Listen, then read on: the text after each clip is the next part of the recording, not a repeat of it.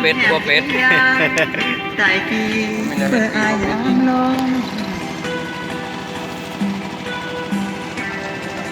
ที่กายพบอยู่ใต้รั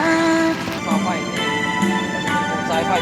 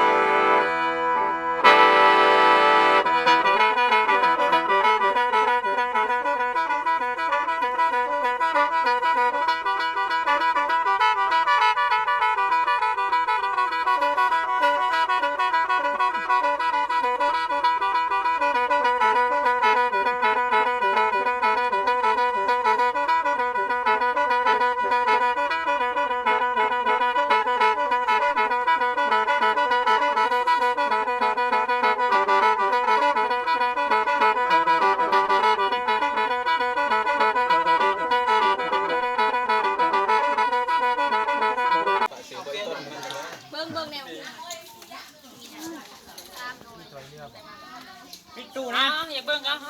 ปิดตู้นะไม่ได้ว่าสิจะลง YouTube ยังไม่ได้ลงตอนนี้น้ำผี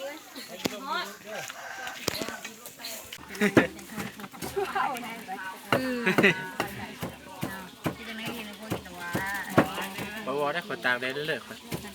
เอาคณะเพิ่นวัดพี่น้องก็พี่น้องนี่แล้วว่า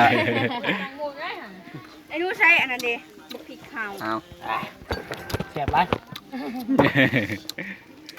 แซ่บได้นิดแน่นั่นแซ่บเป็ด